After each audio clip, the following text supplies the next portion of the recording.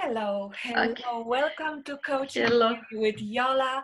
And your host, Jola Pypno-Crapanzano, is here today with another phenomenal guest. Again, the continent of Europe, coming to us from Serbia with love. Yeah. Tatjana, now let me say, if I can beautifully say it, Obradovic. Say the second part for me. Tosic. Tosic. I didn't know it. Tosic or Tosic. I want to say that. Wonderful. Welcome, Tatjana. How are you? What a welcome! What a wonderful announcement! So Now, thank listen, you I didn't for. even start announcing you yet. I just pronounced your name. Don't give me credit for But that. that's the when somebody pays efforts to say your name, especially when you are not having like English name which is like easily to pronounce. I really I will have appreciate that. yes, I have to say I practiced really hard and I screwed up with one of our co-authors, which I have to send her big kiss and hug. That I'm not going to say who, but she knows who it was. I screwed up on her name and I was like, oh, I tried so hard. Anyway, Tatjana, welcome, welcome, welcome. I want to say, guys, this is a very particular call, especially for women. Yeah, if you are a man and you're gonna listen to it, that's awesome. However, Tatjana is specializing with working with women globally, all over the world. She's a productivity strategist, and she is also the only second person on my show who actually is a TEDx speaker. She was privileged to take a stage and talk about amazing stuff, which I let her talk about because unfortunately that TEDx talk was in her native language, so I wasn't able to really get into. I only know what general idea was about. Also, my friend Tatjana is the international best-selling author of our amazing book One. Hello, hello. And by the way, happy first birthday, One. Yeah, happy One birthday. birthday All to right, our happy book. first month. 1 month ago, this book Yeah, was first born. month. It's I the actually same like. I just wrote the post this morning. I said, our baby was born. It was a miracle on so many different levels.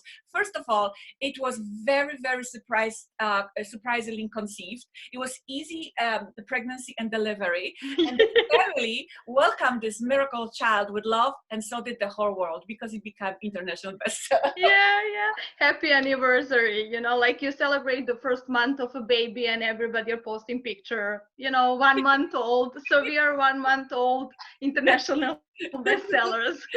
Yes. So it's wonderful. So before we go into our call and the so-called meat and potatoes of it, Tatjana, how you doing? How you doing with our new global situation? How is everything in So the city? thank you on this introduction. I'm dealing very well, and my family is dealing very well. It's in Serbia. It's quite challenging. Let's say there are lots of things that are going on, lots of lockdowns, restrictions, people reacting in a different way. So I can say that we are okay. There is still enough food and toilet paper on the shelves in the stores. There are certain things you can order online, which is really, really good. It is challenging, and I really want to stress that, when you work as a productivity strategist, people expect that you are perfectionist, that you have everything in order, that, your life is like a beautifully arranged box, and everything like goes in strict lines. And this situation is nothing like that. And I showed up in front of my community yesterday after 2 weeks in lockdown, saying that, I needed to experience this from my own perspective in order to share with you how it goes, because it was not perfect. It was not perfect at all. My children are not homeschool children. In Serbia, you cannot homeschool children. They go into public schools. And my daughter is going to school, and now we have homeschooling, and she has classes all the day. We have classes over national television and online. So somebody needs to take care about that, needs to check what's going on. There are Viber groups, like what's similar to WhatsApp groups, like you're receiving messages whole day, what's for homework. Yes. My husband is now working from home, which is another challenging situation because he has lots of meetings and Skype and so it was interesting how I'm regularly working from home. So my environment, meaning me working now from home, it's the same, but it's not the same at all. Now So you have a full house, right? now I have a house and 2 cats. So I have 2 children, 2 cats and a husband. Okay, so welcome to everybody else's reality. Yeah. And it's a challenging, especially because my work didn't stop. I have some contracts that are ongoing that are that's more challenging but also satisfying, so it's like I have contracts ongoing which are just transferred to online world. So everybody have expectations from me and my husband from his office. Everybody have expectation that the world is going on, so you have to be online, you have to answer on calls, you have to do reports, but then situation is not normal at all, so it is really like interesting time to learn about yourself, to learn about your family, to learn about negotiations, to learn about letting go of screen time, also not screen time but like prescribing certain amount of hours for screen, Yep. like a couple of days ago our children were like almost all day on the screen because both of us were on the screen whole day. So who cares, it's like one day in their lives, nothing will. Right. But it is quite challenging, and I have lots of concerns about human rights in this period. That's my like natural coming to me, like media environment, what we are experiencing through media, different media, how panic is building or slowing down. So i I am analytical mind, so like I cannot, I analyze everything. Yeah. Yeah. But you know what? You have to still look for positives. And the positive for you, the one big one, is the fact that you are in a country who is so disciplined, looks like, that you guys, when Olya mentioned that everything is like really contained. Like think about the numbers globally, what's happening. I feel there are some nations that really got this way better down the pact, because if people are disciplined from the beginning, the thing did not spread as fast as it happened here in US or Italy or other places where people are used a little bit more to their so-called freedoms. Like nobody wanted to acknowledge that it's time to shut the fuck up and go home, No, people are, here we're still allowed to go for walks, some park closed, but if you are in the cities, you're not, especially in New York City, look at the number, they're alarming, right? Yeah. Not that I check them very much. I actually don't watch news almost at all at this point. But the thing is that we need to really think that count your blessings being in Belgrade. Yeah, it is like, it comes also with like what we experienced in the past. So lots of like things that happen in ex-Yugoslavia, in Serbia, which I do remember. So people are like, know certain things, let's say how to do, but it's also like it's challenging on different levels. How it's also that here people are not all people like of course, that's all humanity, of course. But it's a humanity, but lots of people do, and people like, okay, let's do this and this, and people organize themselves. So it is like I'm proud how all of them are reacting. Like you can be responsible in overall, you can be responsible for yourself, but then in this time it's more important to be responsible for everybody else, and that's collective thought that we are like still have in this communist countries. But it's also restrictive. It is restrictive, and it is like, if you like, but it's also like we are used on not having coffee every day, during the 90s it was very hard to buy a coffee in some instances, during the when we were closed. So people here do not Look at this crisis. Yes, I know. I Yeah, can yeah. And totally you hear what you say. do not oblige, or do not have issues with the coffee, you know, because we are used on that. But that's like, you know, it's differences in what we had as experience, and I think that it doesn't matter, you know, each But experience is just think relevant. about this. Think about this.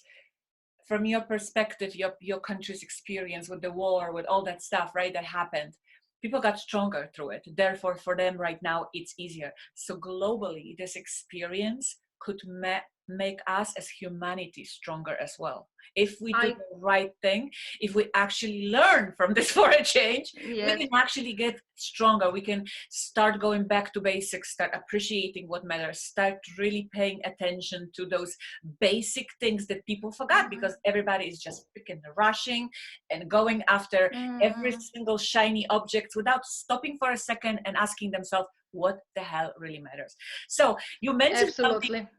in your a couple sentences ago about, you know, being in former Yugoslavia, and I want to bring this up in this moment because when I lived back in Poland, I used to work as a tour guide, and at that time one of my favorite groups were from Yugoslavia, because at that time the former Yugoslavia, they were like, you know, dollar zone. They were coming with bucks to Poland. They were the big shots. We were staying in amazing hotels, partying like nobody's business, and I was catching up on the Srpsko-Hrvatski language, you know, like I was like, halo, pričam Srpsko-Hrvatski. You know, it was so awesome, so awesome. I got some really cool friends, and been myself a couple times to former Yugoslavia. I believe it was on the area of Croatia, on the sea, Rovin and Probably. and stuff like that. Yeah. But it doesn't matter. It's just I still have that connection to you guys.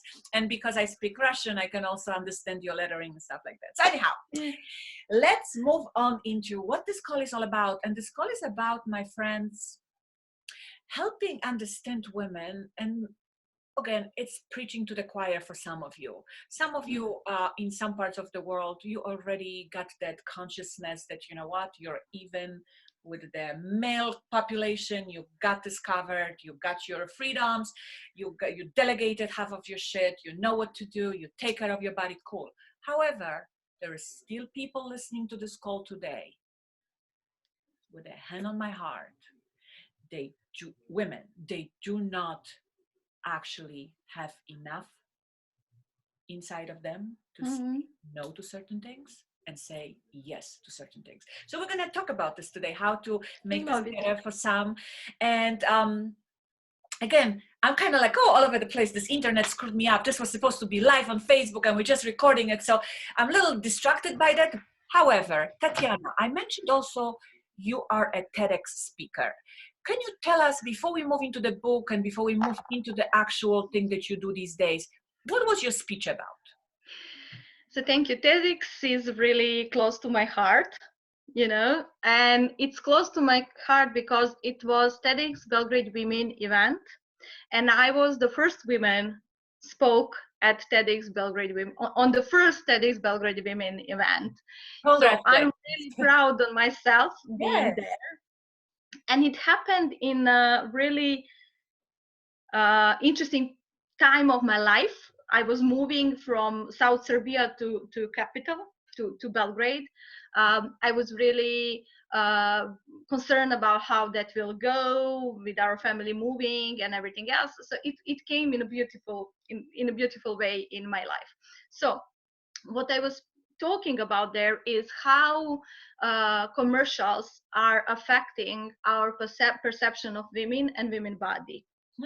And it's about how I analyzed several commercials, and some of them are international, some of them are local. And I spoke about how commercials are building like do not build solidarity between women, but they are building putting us on a different side between each other, comparing to commercials that are made for men, especially one about the hair and beauty products. It's always like, look, her hair is much more white or much more blue or much more, you know, red than mine, and how she succeeded and I'm not. while the male commercials are always about the brotherhood. So I talked a lot about Oh, how how, interesting. That's a very interesting topic. I actually never thought about it. This is yeah, cool. Really good. Yeah. it's I can see it it's though. really interesting looking at it, especially because the commercial industry is still very, you know, active in life. It's changing the spot, but it's, I analyze TV commercials, and it's also what is the perception of women in different commercials for different products, and how women body is presented from the parts. So it is either her hair, her hand, her leg, her foot, her stomach. Mm. Rarely they are presented as a whole body. And when you look somebody like a part and not like a whole, you do not look it as a person. You look it as an object. And looking at the women as an object justifies a lots of actions toward the object, comparing to the actions toward the complete person. And this objectification, as it calls in commercials, is very interesting, because you see women as a less worth. And that is what we see all around the globe. You know, the women is perceived as a less worth doing certain things, as a less worth of doing business, you know, less worth doing being on some positions in the world. So we are questioning all of that, and I'm connecting this theory of objectification, sorry, of women body with how we are perceiving women and how people are treating women. And it was really interesting. I got so many wonderful feedbacks from that TEDx talk. I even had my blog on my local language for a couple of years. I stopped it because I changed the direction of my profession. But it really moved a lot of discussion about that. And I can say that was done in 2013. In December, I was on TEDx. Now, when I see some commercial, I see a change. You know, I see male doing cleaning and males doing cooking and males being with the children in commercials. So there is a switch, not a big one, but there is a switch in that, and I really, you know, find that satisfying, knowing that there is a change in perception, but it is also probably more women in creating the commercials. Right. But when you say it, I think this is still very valid about current situation with ads, when your commercials, when you listen to them on the television, because even especially young women, younger girls, they are so insecure often based on what's projected in the television and the social media and all these bombarding images of the perfect bodies, perfect hair, perfect stomachs, perfect abs, perfect feet, perfect eyes. Everything is perfect, perfect, perfect. You never know if it was 500 times photoshopped. You don't know how many filters are on it. You don't know if this person has probably no life behind that screen. You don't know any of it. All you see is the gorgeous image, and that person looking at that image starts complete disaster inside, because this is like a snowball effect, right? So very, very cool. And an idea that, you know, looking at the male commercials is slightly different. Like you say, it was a few years back, so maybe things change, but very good. So let's move to something very just add something, because you are in the States. There is a phenomenal woman called Jane Kilborn, and she has several movies called Killing Us Softly. I think most of them are on YouTube. Maybe the last one is not. And they're all about, she was my role model, let's say, in that time. So you can watch, because she used America's commercials in analysis, and it's really beautifully, movies are like documentaries, but beautifully done. So it's good to watch. Yeah, that's awesome. Thank you so much for this. I love to learn new stuff all the time. And actually this whole series for me is like, I feel like if this quarantine goes on and I keep doing this, I am going to come out on the other end as the superwoman, baby, because not only I take care of myself back after my injury, back to regular workouts and all this, I'm putting all this positive, amazing knowledge every single day. And that's what we want for every woman out there. Yeah, and that's what we need, you know, in this challenging time. That's what we need. Yes. Inspiring each other. Right. So going now to your current profession as a productivity strategist, and what you actually wrote in the book, it's about basically, let me just maybe put it out there as the way you say what your mission is. So Tatjana, my friends, is on the mission to give women 2 million hours back to their lives. I love it. This is something that actually is wonderful way. In my high performance coaching, we always tell people, give yourself some big vision, big goals, so big and so audacious that will scare you, that you'll be afraid and ashamed to tell others, because only big goals, big dreams can motivate you to act that way, right? So for you, 2 million hours is like, what the fuck? At the same time, you know what? If you help 2 million people, just 1 hour, you got this. So 10 hours is already less and less and less. You just, easy to do, very easy. And I know you get that very quickly. However, what does that mean? What is this time for? I know, but I let you talk about this. So, and we also going to talk about how did you come up with that mission? Because obviously, just like most of us, we are expert in certain areas because of some experiences we had in life, right? So certain things put us in different situations. Because we were able to overcome those situations, now we can teach. You can be only a couple steps ahead of someone and you can already teach them a lesson, right? Yeah. So that's my biggest learning from the last couple of years is how much you have to be in like how much steps forward you can be in order to teach somebody, that you don't need college degree for everything, you know. You needed and just that is why of quarantine to start teaching about it, right?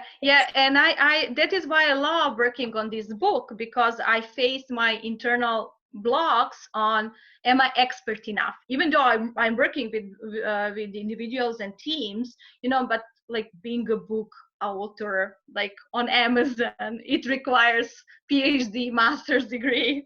It's overwhelming at first. Exactly. I felt exactly the same way. Like, who am I? I'm not a writer. I don't even feel comfortable writing blogs. I'm just like especially in a foreign language. For us, it's a foreign language, right? And it's like, holy shit. And guess what?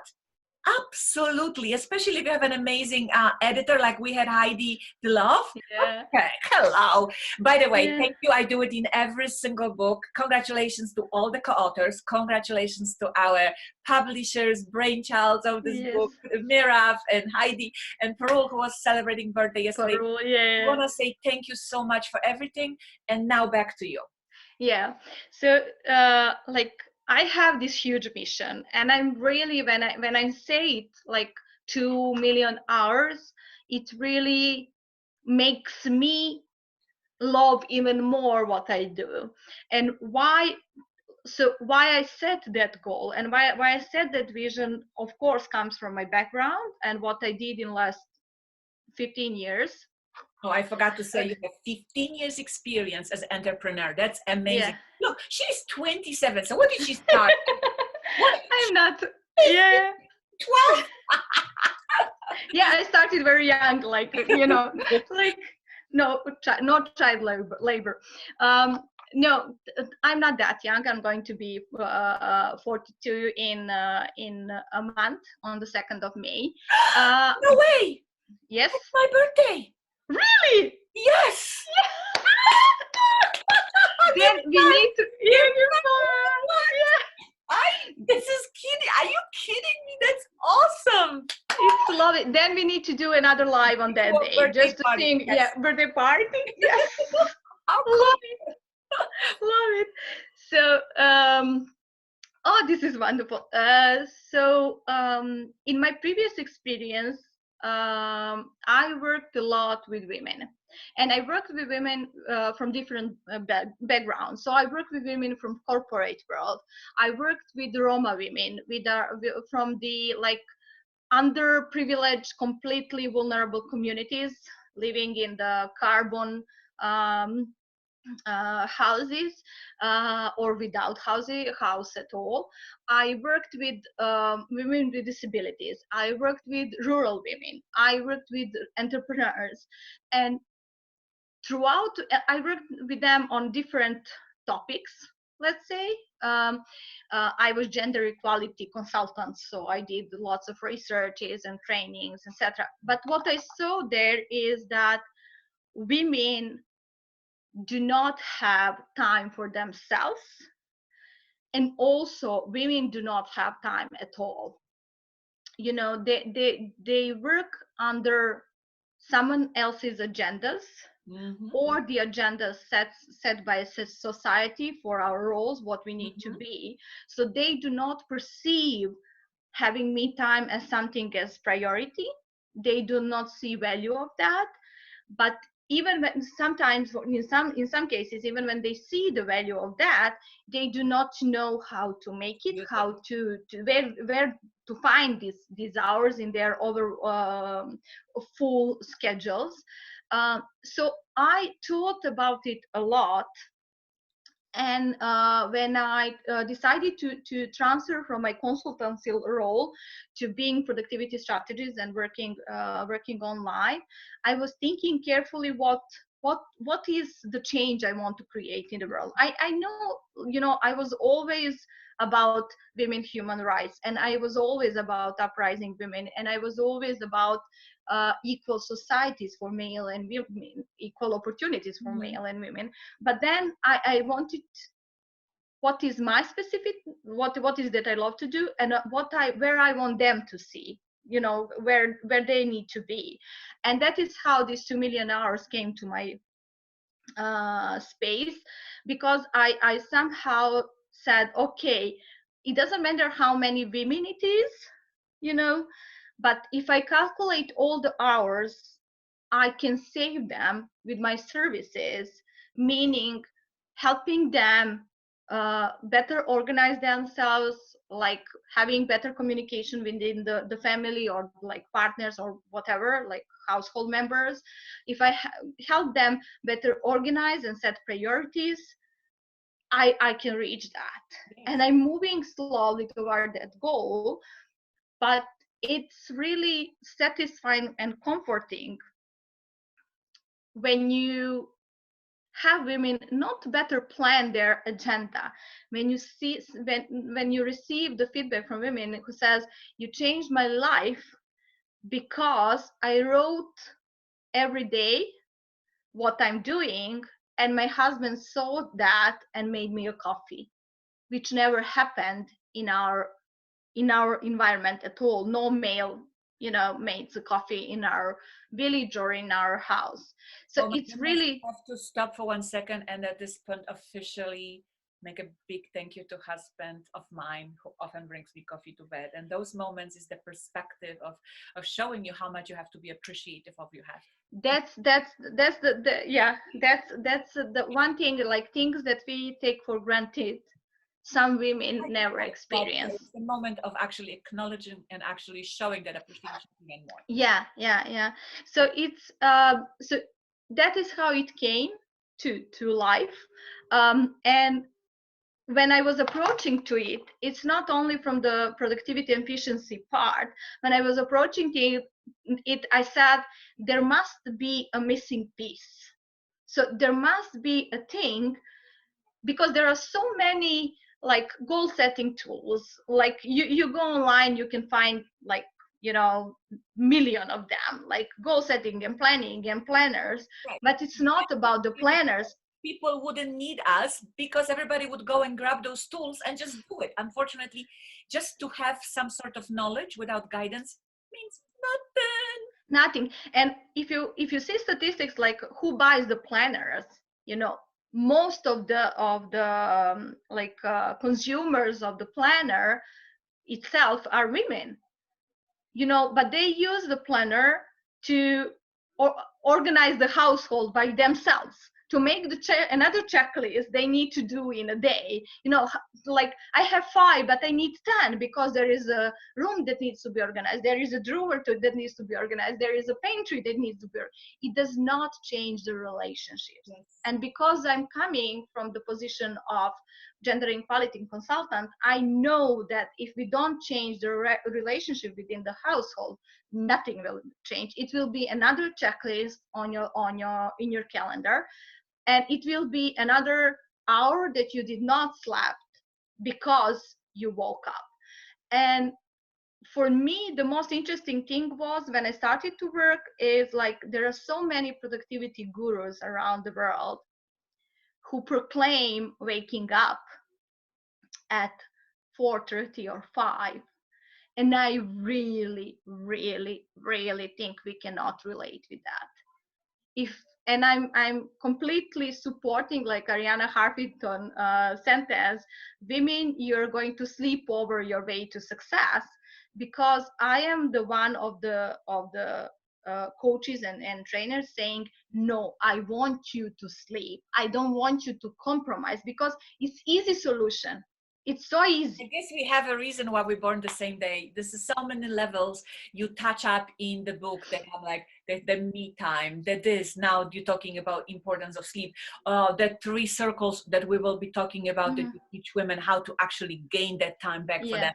It's the pillars of high performance that I teach. Oh my God, it's so good. Yeah, and you know what? What a line. 5 a.m. Robin Sharma is an unbelievable leader and a thought leader and just a mentor of mine. But I do not align with 5 a.m. It's not for me. Everyone has to find what works for them. 5 a.m. for me would mean I am totally unrested and totally zombie.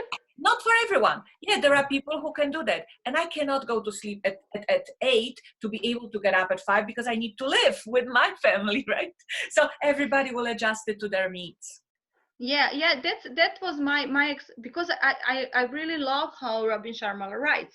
I really love some other people how they write, but it's not, I'm not their target group. And I think most of women, especially women who have a family to take care about, they're not like, they don't see them. And it's also like when you see certain productivity and efficiency recommendations, you can see that there was a male proclaiming them, the male who had some women at home taking care about his children, and other women who has taken care about his household, the third one who is doing the cooking.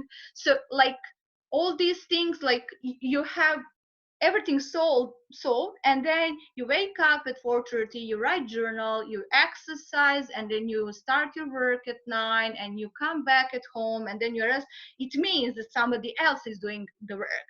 For most of the women, that's not the case. We are still, there are some societies where you can see the changes in the gender relations, but most of the world does not live in that kind of society. And because you work globally with women, and like you said, you work with the ones who are super unprivileged, what, like I said before, may sound so like, no, not an issue for you, listen, my listener right now.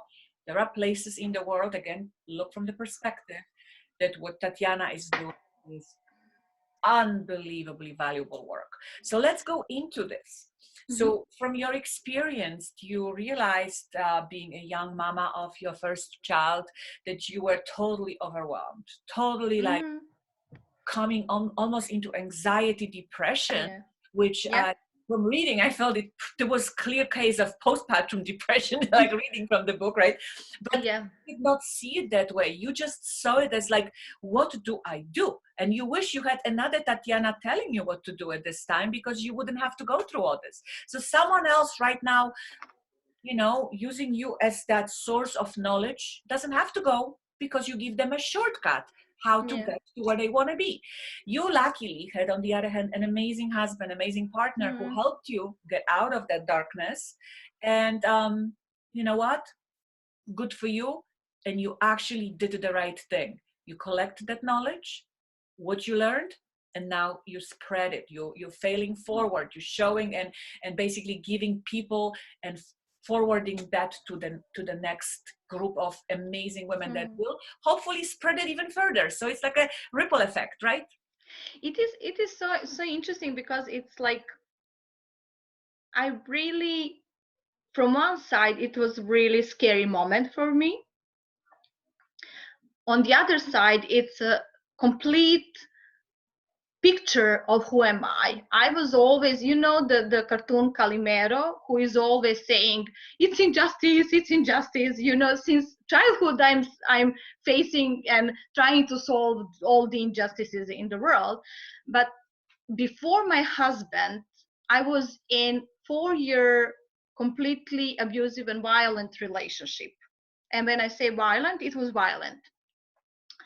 And coming out from that, I slowly regained my freedom and rebuild my freedom. And when I stayed pregnant, I was really happy. I was 31. It was the perfect time. I opened my first company. It was like, I loved my job. I was not stuck. But then when my daughter came to life, I felt like my freedom was taken away. I was working 15 days before the labor. I felt strong. I felt healthy. I had, like, I had to stop the work, because I had to stop, like, from the, like, doctors told me, you now have to stop the work. 3 days before I gave birth. yeah. But then when it stopped, and I felt like suddenly complete part of me was taken away, and I don't recognize that person. And what I write when you read the book, that Goo Goo Gaga story, it's like, I was not happy doing that.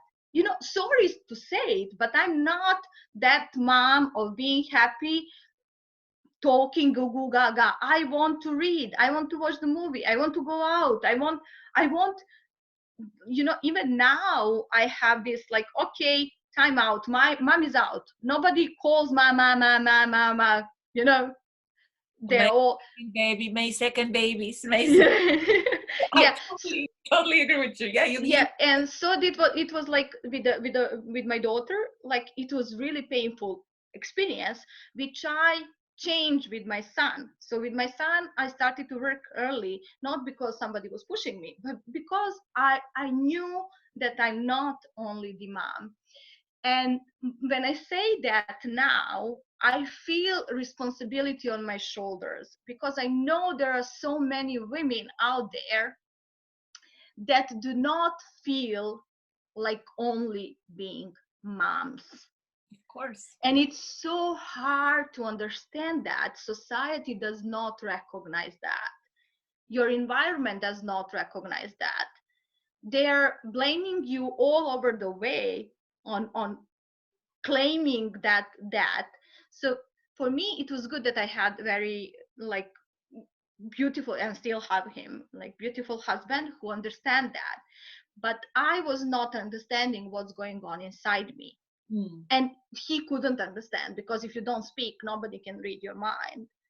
I'm always about, you need to speak, you need to say what is the problem.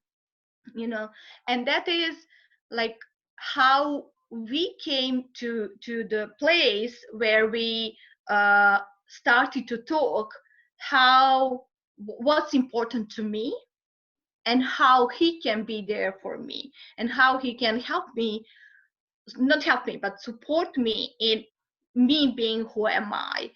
And we drove the long way since then.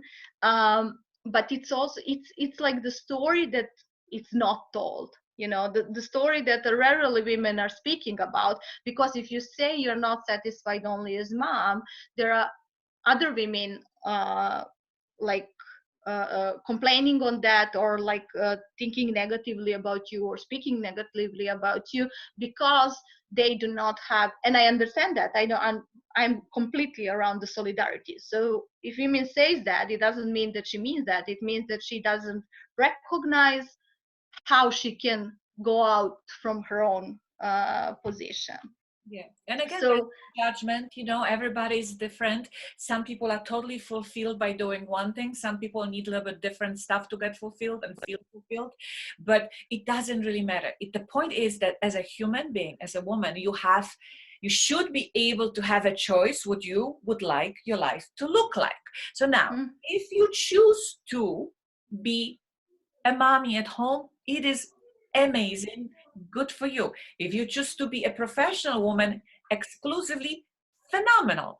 If you choose to balance both, amazing. But the point is, no matter what it is you choose, that you actually can go on with it without feeling that one thing is not properly executed because you don't have a means. So in other words, if you're trying to juggle both things and being a mom and being professional, and now you're overwhelmed, you're losing your mind, and then you have a partner who could technically help you, but he doesn't even have a clue that he could, because you know, you just trying, you be the superwoman trying to do everything. What happens? Who's getting beat up for that? You, right? Because that's the bottom line. Yeah, that's the most women, when I worked with them, when they come to recognition that it's not, it impacts them, but also their state of well-being impacts their family. Because, you know, storytelling around women being anxious, women being angry, women being like Freud and everybody else, like women are hysteric. They're not hysteric, they're tired. You know, it's not that I'm hysteric by like nature. It's like I have 10 million unprocessed thoughts in my head around clothes and food and colors and what I need to do at work and what they're doing at school and what is my mother doing and what is my father doing and what's his mother and what's his father. You know, so many things that you need to process that it's like, you know, you cannot stay healthy and sane with all of that. Yes. And an interesting thing is happening when, you know, in the societies when this is so many women that live that way, you give them that one day, let's say International Women's Day, and they get this recognition and they get that time off and they get something. The rose. And you know, they smiling and they happy, and then this, and that's the one time a year, like, what the hell is wrong with the picture?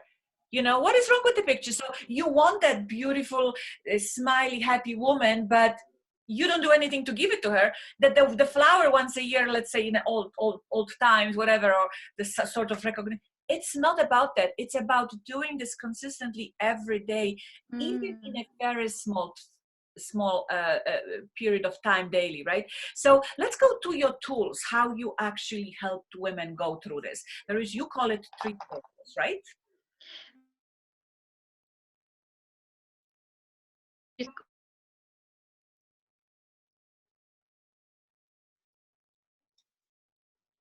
I lost you for a second, Tatjana. It is not stable, so just to check if it, Yeah. can you hear me now? No, I can hear you. Okay. I asked about It says that yeah. So how I came to these 3 circles of care and self-care is because I analyzed all. I'm analytical mind, so I analyzed the outcomes of different interventions. So I analyze how women behave when you give them another routine, a planning process, and I see that something is missing. Then I analyze what happens with women who are aware but do not have planning skills and do not have environment to support them. And I also analyze how women who have support but do not have awareness and do not have planning skills, how they behave. And I realize that without all 3 things packed and worked on, you will not have understanding, support, and a plan for self-care. It's only when these things are aligned, then you can have a proper self-care. And why I'm saying that, because you can see, like when you ask, you will have lots of women saying, you know, I go to hairdresser, nobody forgives me to go to hairdresser, and I really appreciate that, because there are lots of I really support women in doing that, because I know for most of women, that is the only hour they will have in a week or 2 weeks time without anybody, you know, going there alone, doing their hair and nails. But it's But then the whole thing. It's not it's enough. not the well-being, and it's not self-care. It's running away from responsibilities you have at home for most of the women, not for all, but for most of the women. So when I was thinking about how to align all of that, I came to these 3 circles, and like when you draw, I don't know how to make 3, you know, but when you draw 3 circles, the intersection of these 3 is full self-care. When you are aware, when you have support system, and your role is completely equal within the household, and then you have a plan in mind how, what do you want to do, when you want to do, and how you want to do it. So that's how I came to this, just analyzing how women behave, because I was speaking also to males. It's not that I was working in my ex with the males, and their perception of how many free time women have is completely distorted. They think, especially for homeschooling moms, here we don't have homeschooling, but for stay-at-home moms or work from home moms, their perception is all day. Let me tell you just to share one interesting story, and it may not relate, but maybe you can find the same story in states. So I worked with rural women, and we had a workshop, and my first question for them was, what do you do? And I had women working in the rural areas. So in a line, 10 of them told me, I do not do anything. And I said, okay, something is wrong.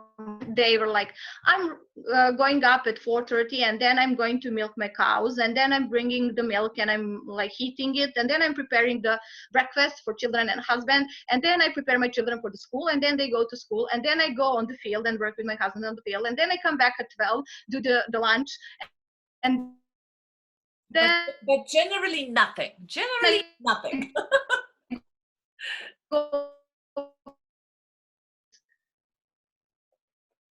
Oh, internet is failing us again today. Oh no. Do you hear me? I can hear you now. Yeah. Yeah. Oh, when I asked them, but why you told me that you're not doing anything, they said, but we do not receive the salary.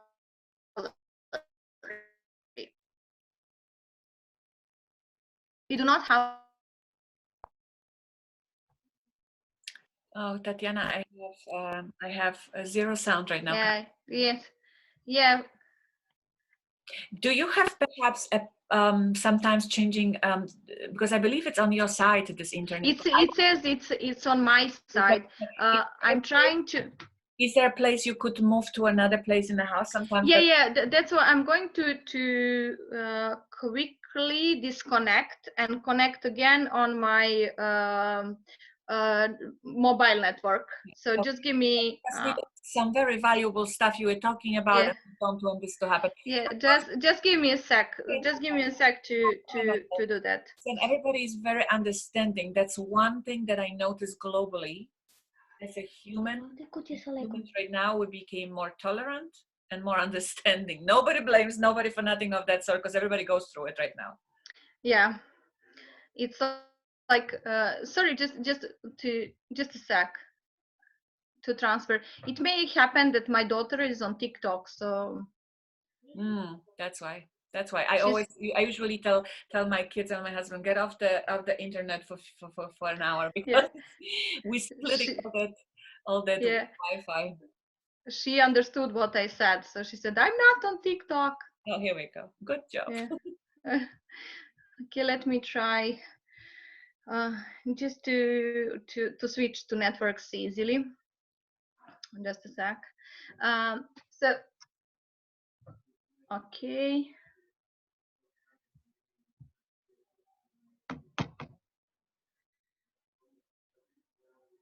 Sorry for this.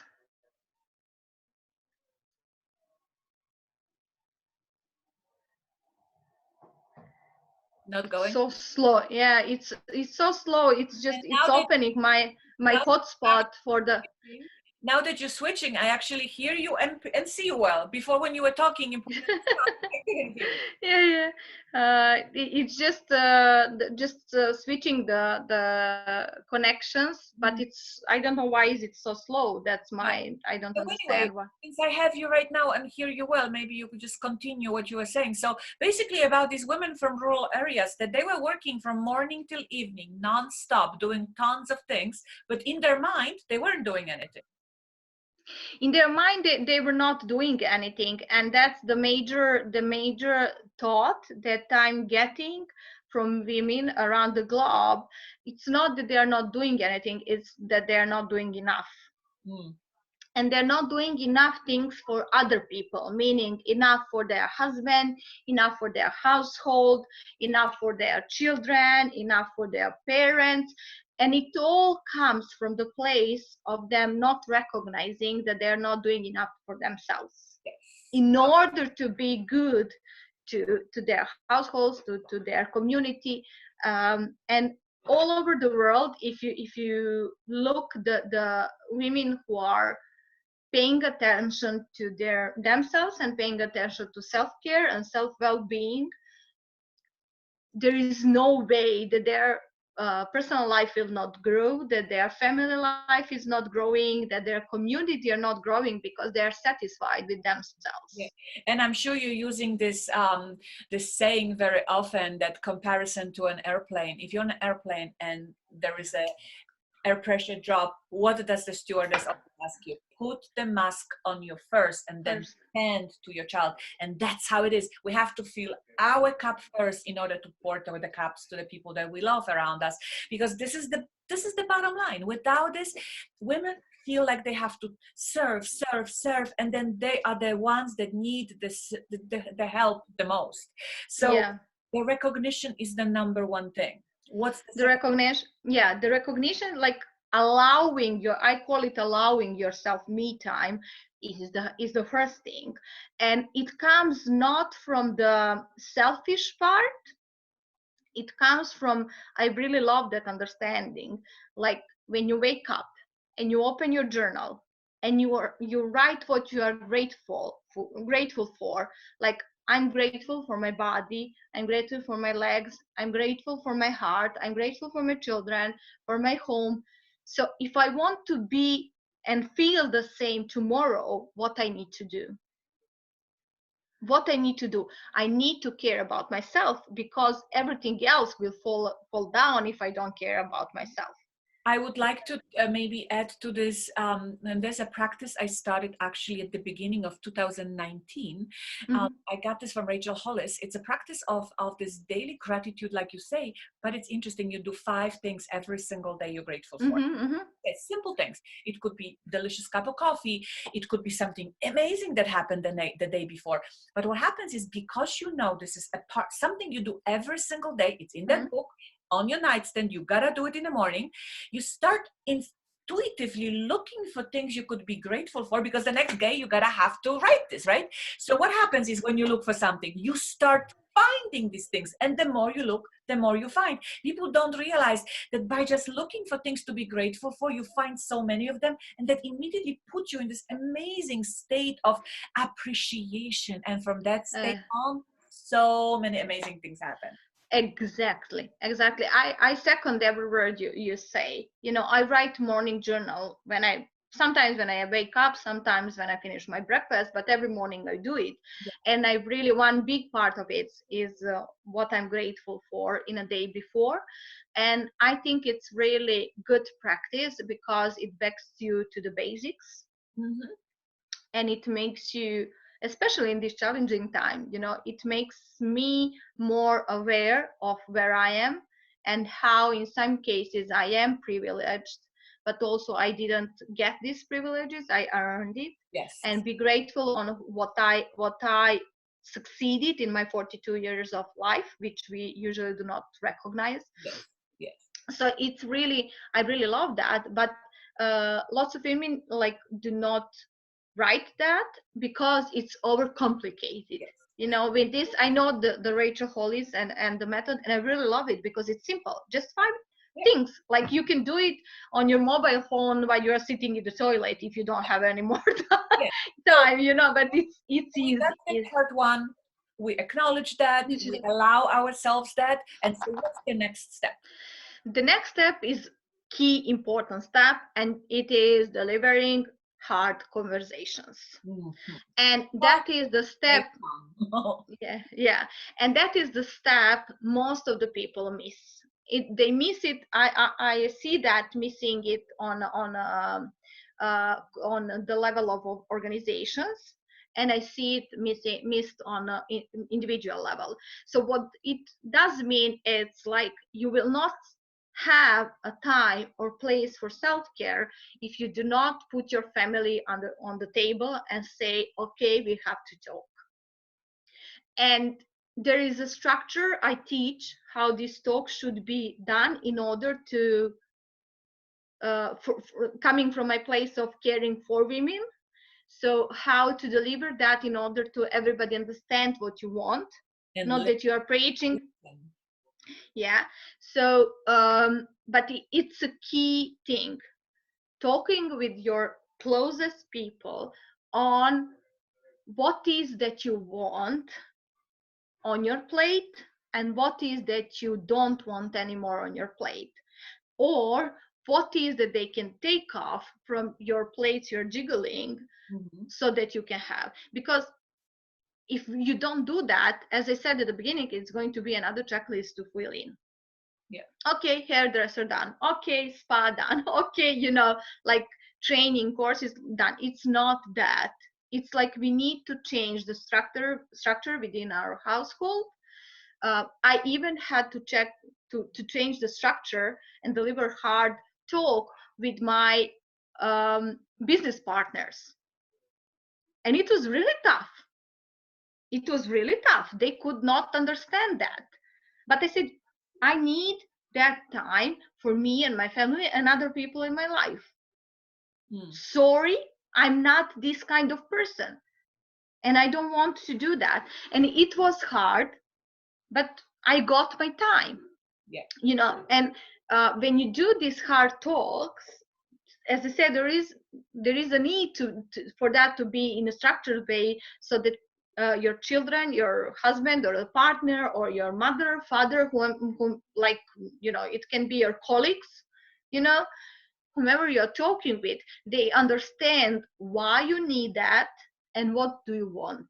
And also how they can benefit from you having that time, because once you actually show the benefit they can get from it as well, it's a game changer, right? Because it's you not doing this self just for you, but everybody around you will benefit from you feeling better, looking better, and just generally being that happier person. And that's all it is about.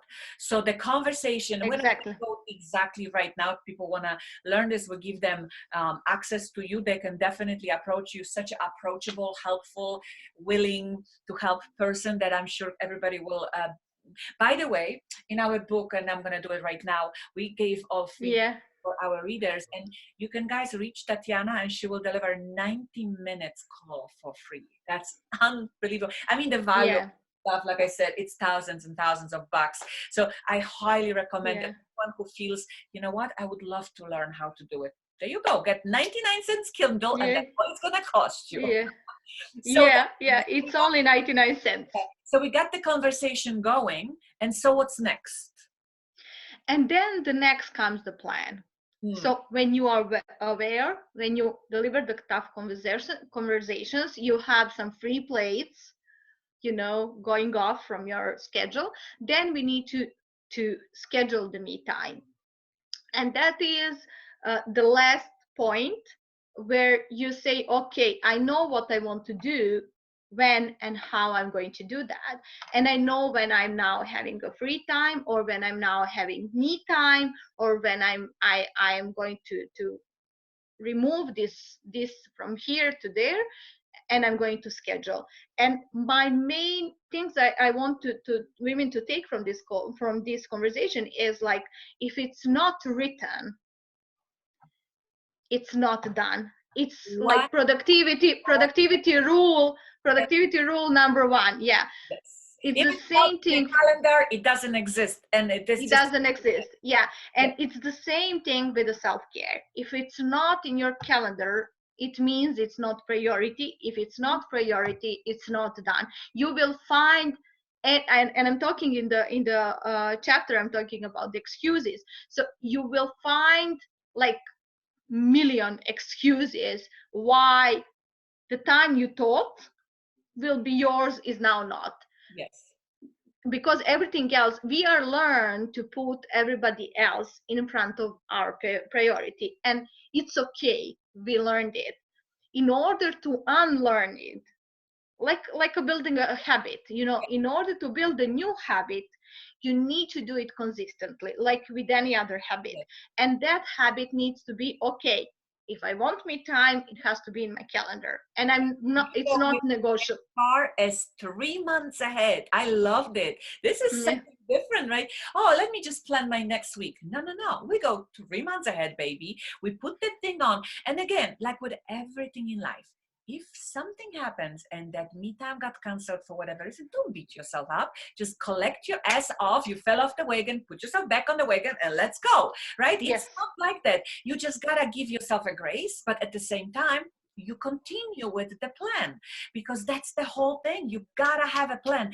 And when you talk that stuff, it's exactly what we touch in high performance. You need to have a blocked time for everything. If you don't block your free time, it's not going to happen. If you don't block time for your productivity, you give it, let's say, oh, I got to finish this project today. Guess what? You're going to take the whole day to finish it. If you say of course. That you're going to give yourself 2 to 4 and then perhaps 5 to 7 and it's done. Guess what? You're going to finish it because that was your time. So that's the tip for you guys. Plan it, block the time, and you're going to be so happy you did. Yeah, completely. And it's hard. I'm not going to lie. Even from my personal life, it's really hard when you have unexpected things. Like, I had the huge plans for the fall, for the spring, but guess what? We have coronavirus, and there's are so many things I cannot do. You reschedule, and you find a way. Okay, let's be creative. What can we do in this time that we are having now?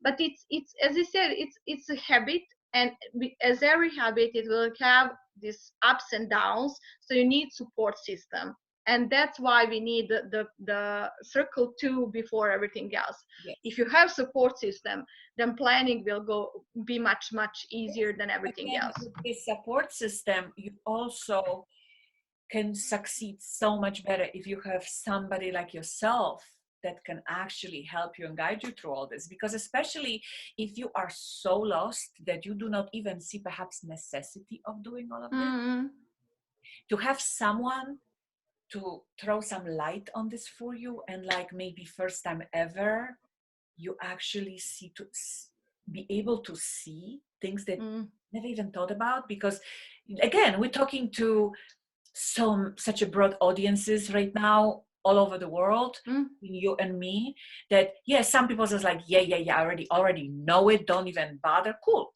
that's great, good for you.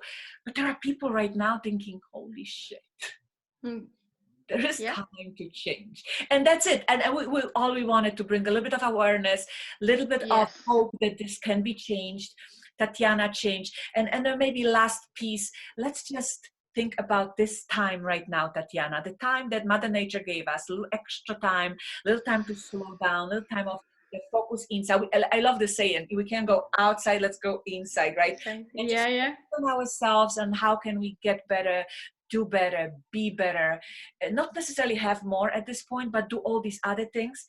And I feel that if we can really right now come on the other end stronger, better, feeling like that fulfillment from coming from the things we do, from our interaction with people that will lift us up. I mean, it's everything, right? It's everything. Yeah, Yeah, yeah. This, everyone.